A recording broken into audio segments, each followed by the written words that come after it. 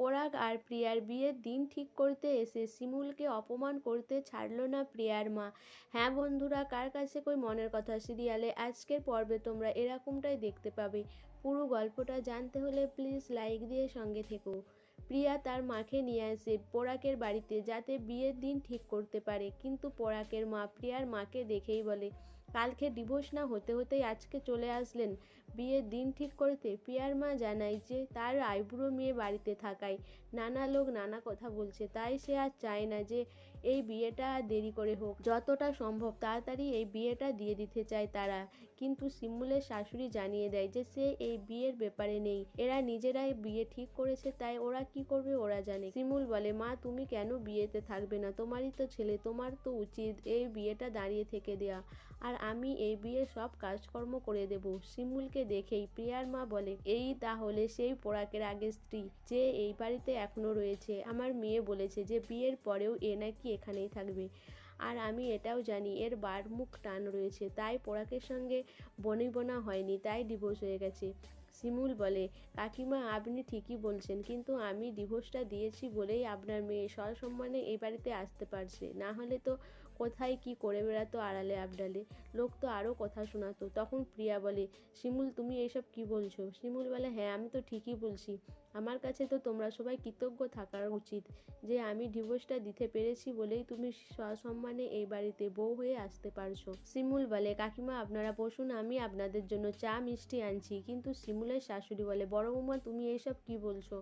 তখনই প্রিয়ার মা বলে, কি বলছেন, আপনার ছেলের সাথে তো এর ডিভোর্স হয়ে গেছে, আপনি এখনও কেন বড় বৌমা বলছেন? তখন শিমুলের শাশুড়ি বলে, হ্যাঁ হ্যাঁ ঠিকই বলেছেন, আপনি আমার ভুল ধরিয়ে দিয়েছেন। হ্যাঁ এখন আমি জানি এ আমার ছেলের আর বউ নয়, কিন্তু এ আমার মেয়ে, আর আমার মেয়ে হয়েই এই বাড়িতে সারা জীবন থাকবে। এই কথাটা শুনে প্রিয়া আর প্রিয়ার মায়ের রাগ হয়ে যায়। এদিকে তুতুল আর তার মা এসে হাজির হয়। সে বলে, কি দিদি এসব কি শুনছি, ডিভোর্স না হতেই প্রিয়ার মা এসে হাজির হয়েছে নাকি বিয়ের দিন ঠিক করার জন্য? শিমুলের শাশুড়ি বলে, হ্যাঁ দেখ তুই ছোট সব কিছু তোর নিজের চোখেই দেখ। এদিকে পরাগও চলে আসে। পরাগ এসে বলে, প্রিয়া তোমরা এত তাড়াতাড়ি চলে এসেছো, আমাকে তো ডাকবে, আমাকে ডাকলে না কেন? এই বলে পরাগ তার দিকে নিয়ে বসায়। পরাগ বলে, হ্যাঁ কাকিমা তাড়াতাড়ি বিয়ের দিনটা ঠিক করুন, আর বিয়েটা হয়ে গেলেই ভালো হয়। এরপরে পরাগের মা বলে, তোর হাই লজ্জা কিছুই নেই, তুই বিয়েটা ঠিক করার জন্য উঠে পড়ে লেগেছিস।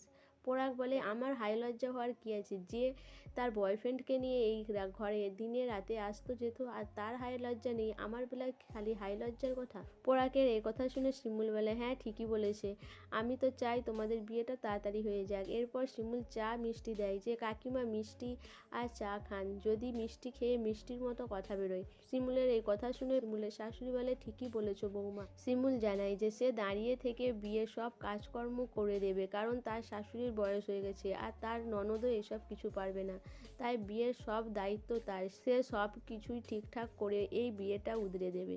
সো বন্ধুরা, শিমুল কি শেষ পর্যন্ত পরাগ আর প্রিয়ার বিয়ে দিয়ে দেবে?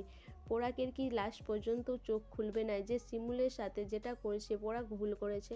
তোমাদের কি মনে হয় অবশ্যই আমাকে কমেন্ট করে জানাবে, আর আমার ভিডিওটা ভালো লাগলে প্লিজ সাবস্ক্রাইব করে দিও, আর লাইক কমেন্ট শেয়ার করো।